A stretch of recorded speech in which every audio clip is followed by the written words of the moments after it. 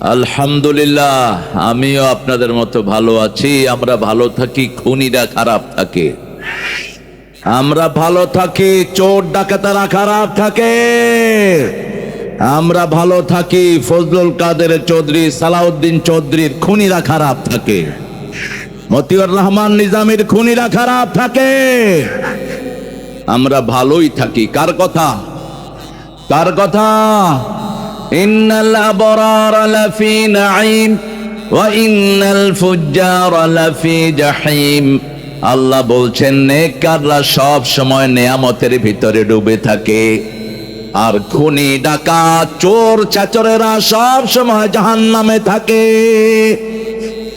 নেককার হতে চান তো তিনটা আয়াত পেয়ে রাহমাতাল লিল আলামিন সারা রাত সারা দিন কেঁদেছেন। কয়টা আয়াত? তিনটা। সূরা আল ইমরানের 191 থেকে 194। সারা রাত কেঁদেছেন, সারা দিন কেঁদেছেন রাহমাতাল লিল আলামিন। সাহাবায়ে কেরাম যত কথা বলেছেন শুধু কান্নাতেই ছিলেন। শেষে তিনি আয়াতগুলো তেলাওয়াত করলেন। আয়াতের শেষ অংশে আল্লাহ উল্লেখ করছেন ওয়াতাওয়াফানা মাআল আবরার। হে আল্লাহ, নেককারদের সাথে আমাদেরকে মৃত্যু দান করে দিয়ে। আপনারা নেককার হতে চান তো? নেককার হতে চান তো মুসলমান? হাত তুলে দেখা দেন।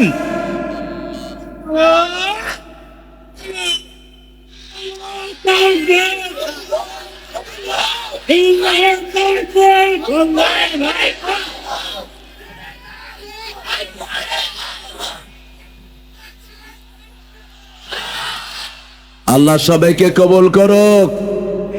আরো চিৎকার করে বলে আমিন। আমরা এখন প্রশংসা করব একজনের। তিনি কে? বলেন আলহামদুলিল্লাহ। এখন একটা দোয়া পড়বো, আল্লাহ আকাশের সব রহমতের দুয়ার খুলে দিবেন। পড়েন আল্লাহু আকবার কবীরা, আলহামদুলিল্লাহি কাসীরা, সুবহানাল্লাহি বুকরাতান ওয়া আসীলা। এখন একটা দোয়া পড়বো যেটার ফজিলত কিয়ামত পর্যন্ত ফেরেশতারা লিখতে থাকবে। রাসূল দৈনিক 9 বার পড়তেন দোয়াটি। কয়বার? 9 বার। পড়েন সুবহানাল্লাহি ওয়া বিহামদিহি আদাদা খালকিহি ওয়া রিদা নাফসিহি ওয়া জিনাতা আরশিহি ওয়া মিদাদা কালিমাতিহি। যতদিন মুসলমান থাকবে কিয়ামত হবে না। যতদিন একজন লোক বলবে রব্বি আল্লাহ, আমার রব আল্লাহ, ততদিন আকাশ জমিন টিকে থাকবে। আর যেদিন এটা বলার লোক থাকবে না, আকাশ জমিন সব লন্ডভন্ড করে দিবেন কে? তবে হিন্দু ভাইরা মনে রাখেন, আমরা ডানপন্থীরা যেই কয়দিন আছি আপনাদের কোনো ক্ষতি আমরা করতে দেব না। আমরা কখনো মানুষের উপর অত্যাচার করি না। আপনারা যাদেরকে কলিজার মানুষ মনে করতেন তারাই আপনাদেরকে সবচেয়ে বেশি ধ্বংস করেছে। আপনারা যাদেরকে অন্ধভাবে স্বীকৃতি দিতেন, ইসকনের এরা অত্যন্ত ঘৃণ্য চরিত্র নিয়ে ময়দানে নেমেছে। তারা তাদের যুবকদেরকে দিয়ে আমাদের যুবতীদের সাথে সম্পর্ক করে ওদের পেটে বাচ্চা দিয়ে ভারতে পালিয়ে যাচ্ছে। শুধু এরকম একটা দুইটা ঘটনা নয়, তাদেরকে ফাইন্যান্স করেছে শ্যামলী বাস এবং হিন্দু বড় বড় কোম্পানিগুলো। আপনারা এগুলো বন্ধ করেন। বাংলাদেশের কোন ভাই বোনকে আমরা অপমানিত অপদস্থ হতে দেব না। ঠিক না ঠিক?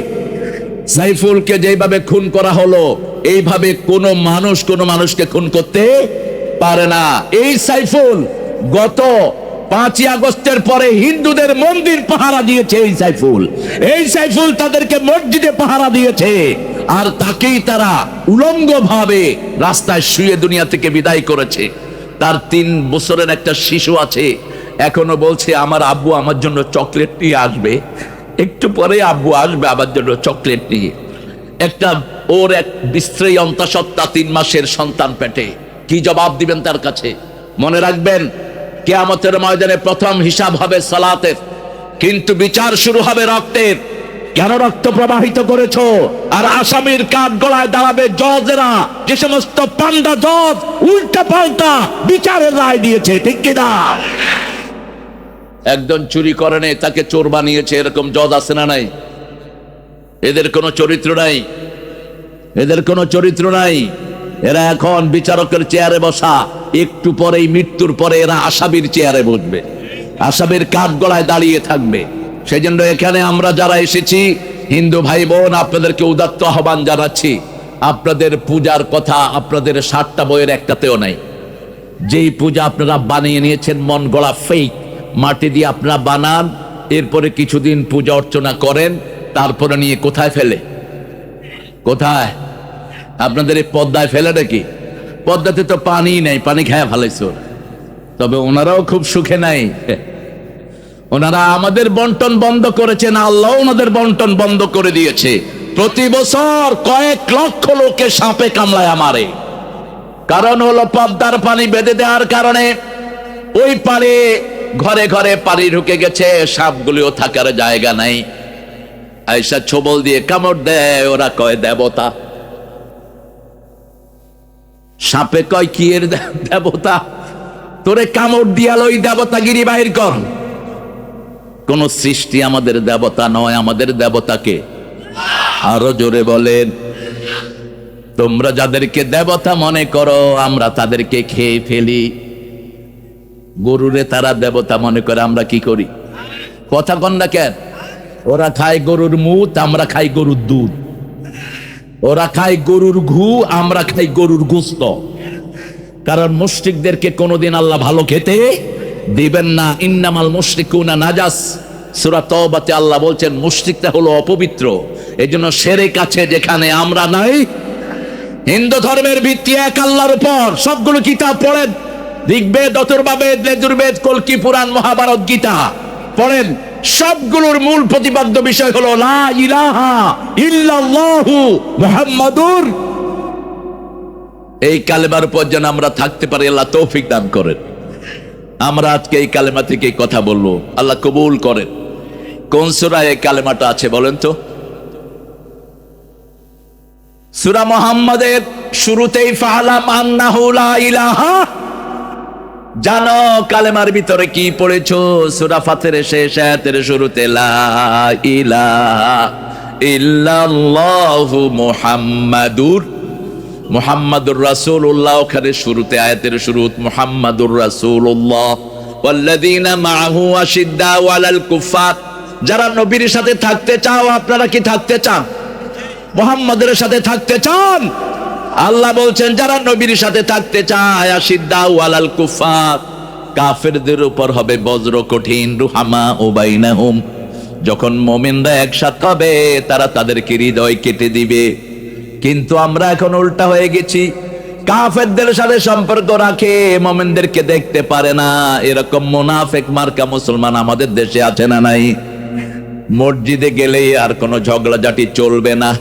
হাত যেখানে বাদুক সে আমার ভাই, ঠিক তবে ঠিক। আমিন যেভাবে বলুক সে আমার ভাই, সে আমার কি? মসজিদ আছে যেখানে রহমত আছে। আমাদের জাতীয় কবি মসজিদের জন্য লিখেছেন, আর আপনাদের রবীন্দ্রনাথ ঠাকুর কিসের জন্য লিখেছেন? আমারও পরানো যাহা চায় তুমি তাই গো। আল্লাহ বলছে না, পুরাণ অনুযায়ী চললে তুই জাহান্নামী হবে।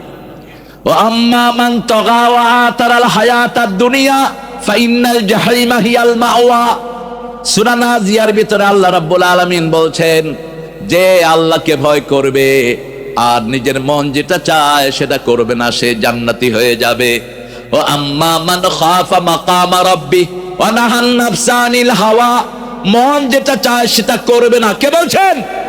নাহান নাফস, you will deny your wings, you shouldn't do that. আপনি আপনার পার্সোনাল যেটা চাওয়া ওটাকে বলবেন, আপনি যেটা চাচ্ছেন আল্লাহ সেটা চাচ্ছেন না। যেমন আপনি একটা সুন্দরী মেয়ে দেখলে আপনার মন চায় কি? কথা বলেন দেখি। ছেলেরা মেয়েদের স্কুলের সামনে কেন যায়? কেন যায়? গার্মেন্ট ছুটি হলে এই যে লাইন ধরে একদিকে ছেলেরা ছুটে, মেয়েরা ছুটে, লোকেরা দাঁড়িয়ে কি তামসা দেখে।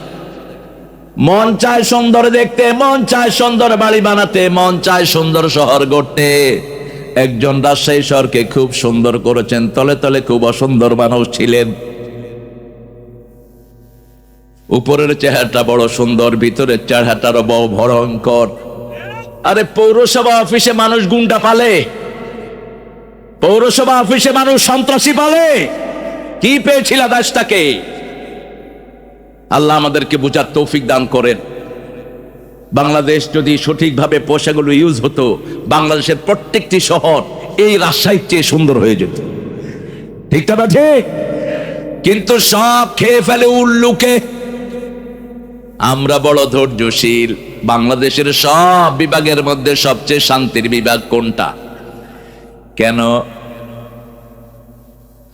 নো কেন? শিক্ষা প্রতিষ্ঠান আপনাদের চেয়ে বেশি ঢাকাতে। কেন বলেন? এটা আমার রিপোর্ট না, আজ থেকে 30 বছর আগে জাতিসংঘ এই রিপোর্ট ছাপছে।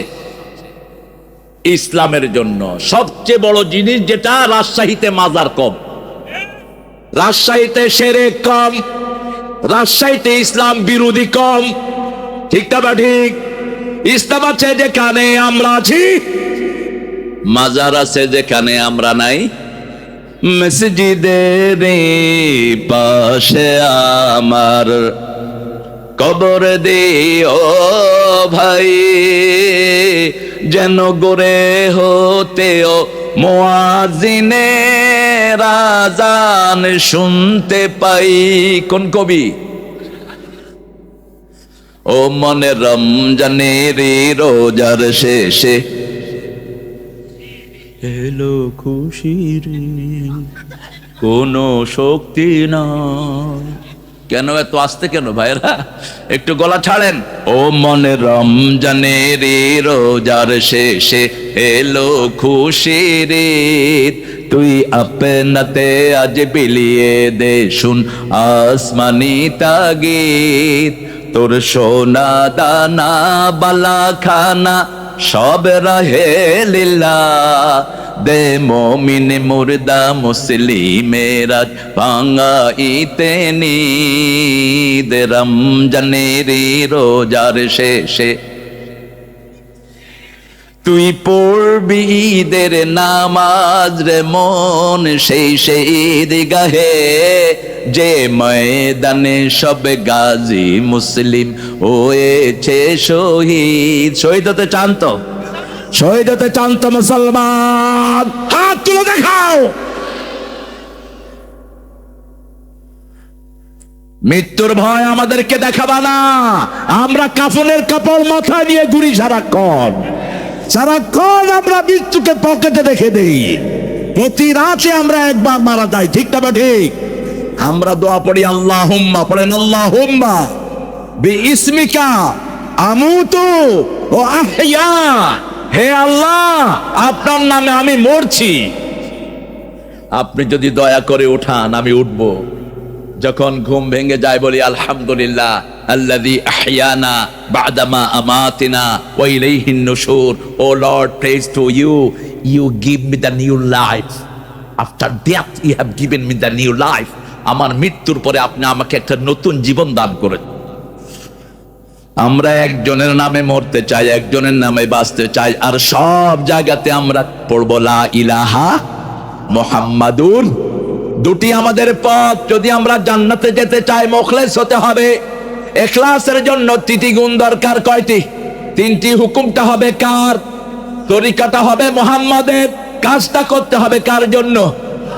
মনের ভিতরে যখনই অন্য কিছু চিন্তা আসবে, আপনার কাজটা আর কবুল হবে না। নামাজে দাঁড়িয়েছেন, মনে মনে যদি চিন্তা করেন গ্রামের লোকেরা দেখছে আমি সেজদাটা একটু লম্বা করে দেই, তাহলে আপনার নামাজ শেষ। এই জন্য যারা নামাজ বাহিরে পড়েন, তাহাজ্জুদের নামাজ পড়বেন প্রতিদিন। বাহিরের নামাজ যদি হয় 15 মিনিটের, তাহাজ্জুদ পড়বেন 20 মিনিট 25 মিনিট। তাহলে বোঝা যাবে আপনার ভিতরটা আল্লাহর জন্য, অন্য কোন মানুষের জন্য নয়। এজন্য আল্লাহ বলছেন ফাসাল্লি লিরাব্বিক, তোমার রবের জন্য নামাজ পড়ো। ঠিক না ঠিক? আমরা বাংলাদেশের লোকেরা 5 কারণে নামাজ পড়ি। কয় কারণ? প্রথম হলো, সবচেয়ে ভালো মুসল্লি হলো ডেইলি, উইকলি, ইয়ারলি, ইলেকশনিক, অকেশনালি। ইলেকশন আসলে কিছু নেতা নামাজি হয়, অজু থাক আর না থাক, আছে না? আমার ড্রাইভার আমাকে বলছে, এক পীরের মুরিদ মানুষকে গিয়ে তালিম দেয়, কয় স্যার আমি তার নিয়ে 1 মাস ঘুরছি, একদিন অজুও করে নেই, 1 ওয়াক্ত নামাজও ঠিক মতো পড়ে নেই। আমি বলবো না পীর সাহেবের নাম, এ সমস্ত পীররাই তো ব্যবসা করে বেড়াচ্ছে বাংলাদেশ। হ্যাঁ, বললাম তো তুই কিছু বলস নাই? কয় আমি বলছি স্যার উজু টুজু করেন না, নামাজে গিয়ে খাড়ান কেন? কয় মানসে বুঝবে আমি উজু করে আছি। এই জন্য আল্লাহ বলছেন ফাসাল্লি রাব্বিক, নামাজ পড়তে হবে কার জন্য? আল্লাহর জন্য। তিনি সব কিছু দেখেন, হুয়া মাআকুম আইনামা কুনতুম। এই যে আপনারা প্রশংসা করেন, আমরা স্টেজে ওঠার সময় আল্লামা সাইদিকে একজন জিজ্ঞেস করলো, হুজুর আপনাকে যখন স্টেজে এরকম তাকবীর দিয়ে আনা হয় আপনার কেমন লাগে? তিনি কাঁদা শুরু করেছেন। তিনি বলছেন তোমরা আমার জন্য দোয়া করো, আল্লাহ যেন এই কথা আমাকে না বলে, তোর নামে অনেক তাকবীর হয়েছে, তুই আমার কাছে কি চাস? আমি ভয় পাই যখন মানুষ আমার নামে তাকবীর দেয়। রাসূলের সামনে যখন কেউ প্রশংসা করতেন, রাসূলের সাহাবীরা একটা দোয়া পড়তেন, আল্লাহুম্মা পড়েন, আল্লাহুম্মা লা তুআখিযনি বিমা ইয়াকুলুন আগফিরলি মা লা ইয়ালামুন। সাহাবীরা দোয়া পড়তেন, হে আল্লাহ এই লোকটা আমার ব্যাপারে যা বলছে আপনি এই ব্যাপারে আমারে ধরবেন না, আমার যেই গুণগুলো যেই বদভ্যাসগুলো এরা জানে না, আমার সেই অপরাধগুলো মাফ করে দেন। সব সময় বিনীত থাকবেন একজনের জন্য। কার জন্য? মান রাফা লিল্লাহ মান তাওয়াদা লিল্লাহ রাফাহু। রাসূল বলতেন যে আল্লাহর জন্য বিনয়ী হয়, আল্লাহ তাকে মর্যাদা বাড়িয়ে দেয়। আপনার চরিত্র যেন কখনো মোটা না হয়ে যায়, আপনি যেন কখনো রিবেলিয়ান না হন, কখনো যেন দাম্ভিক হয়ে না ওঠেন। রাসূল 3টা দোয়া খুব করতেন, পড়েন আল্লাহুম্মা ইজআলনি শাকুরা সাবুরা ওয়াজআলনি ফি আইনি সগীরা ওয়া ফি আয়ুনিন নাসি কাবীরা। হে আল্লাহ আপনি আমাকে শুকরগুজার বানান, আপনি আমাকে ধৈর্যশীল বানান। হে আল্লাহ আমার চোখে আপনি আমারে ছোট করে দেন, আর মানুষের চোখে আপনি আমারে বড় করে দেন।